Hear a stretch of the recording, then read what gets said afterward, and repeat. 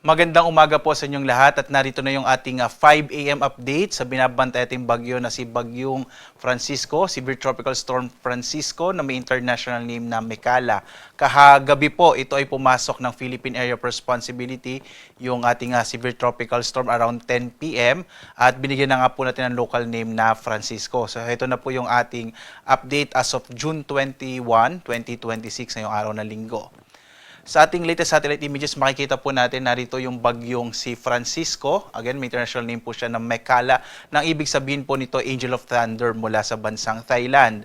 Ang huling lokasyon ng bagyong si Francisco ay sa 1,315 kilometers east ng southeastern Luzon. Lumakas pa po ito, nasa 100 kilometers per hour yung kanyang sentro, yung hangin malapit sa gitna. Yung pagbugso nito ay nasa 125 kilometers per hour. At ngayon po ay kumikilos po ito pakanluran, hilagang kanluran sa bilis naman na 25 kilometers per hour. Sa ngayon po, walang direktang epekto ang bagyong si Francisco sa anumang bahagi nating bansa. Nakita niyo po ito yung bagyo. Meron po mga kaulapan, ito po ay mula sa trough o extension ng bagyo.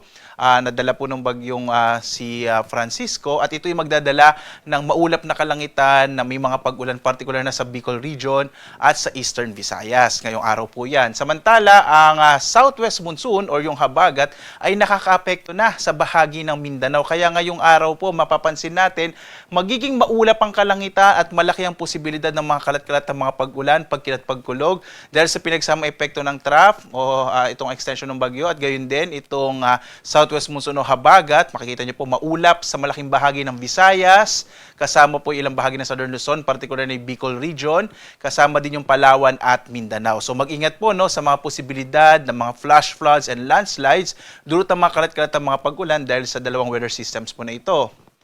Samantala, sa Luzon, mapapansin po natin walang masyado pang mga kaulapan dito sa Luzon. So ngayong araw, inaasahan po natin, kabilang na dyan yung Metro Manila, ine-expect po natin ang medyo mainit pa rin panahon pero posible pa rin yung mga localized rain showers and thunderstorms sa dakong hapon hanggang sa gabi. Sa patuloy ng pagkilos ng bagyo, posible po this week, malaki ang posibilidad na magiging maulap at medyo maulan ng panahon, lalo na po dito sa may bahagi na western section po pa rin po ng Luzon at Visayas. Epekto naman yan ng southwest monsoon na maaari pong hilahin o palakasin ng bagyong si Francisco.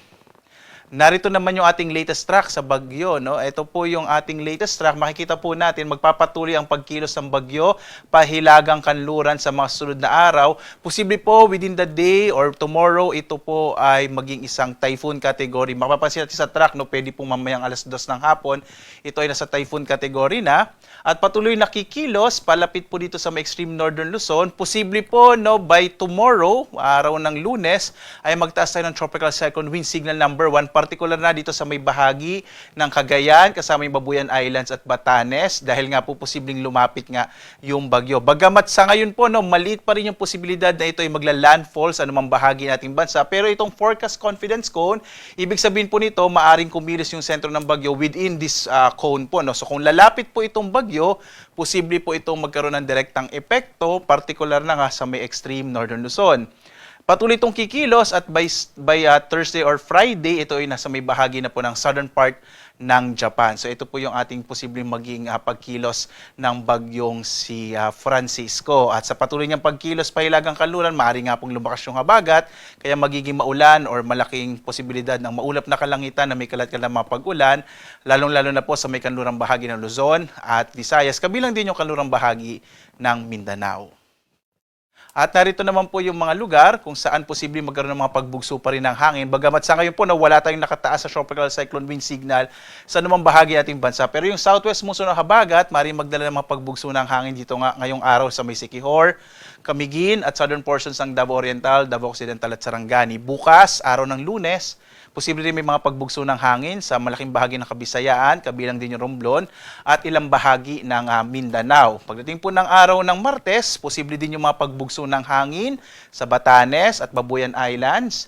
Gayun din sa ilagang bahagi ng Cagayan, Apayao, dito sa may kanlurang bahagi ng Luzon, kasama rin yung Aurora, malaking bahagi ng Southern Luzon, malaking bahagi ng Kabisayaan at ilang bahagi po ng Mindanao. So mag-ingat po no dahil sa mga pagbugso ng hangin, maaari po tayong magkaroon ng mga disgrasya, kaya dapat po iba yung pag-iingat po no dahil nga bagamat walang nakataas na tropical second wind signal, posible pa rin yung mga pagbugso ng hangin. Iba yung pag-iingat po mga kababayan. Sa lagay naman ng ating karagatan ay wala po tayong naka-issue na gale warning sa anumang bahagi ng ating bansa. Ibig sabihin, posible pa rin pong pumalaot yung mga sakyang pandagat at mga bangka sa mga baybay na ating kapuluan. Samantala, banayad hanggang sa katamtaman naman na magiging pag-alon ng karagatan. Mag-ingat na lamang po kapag may mga thunderstorms. Ang patuloy na paalaala ng pag-asa kapag po may mga pagkilat pagkulog. Kung minsan, nagpapalakas yan ng alon ng karagatan. Kaya iba yung pag-iingat, lalong-lalo na sa mga maliit na sakyang pandagat at mga bangka sa mga baybayin po ng ating bansa.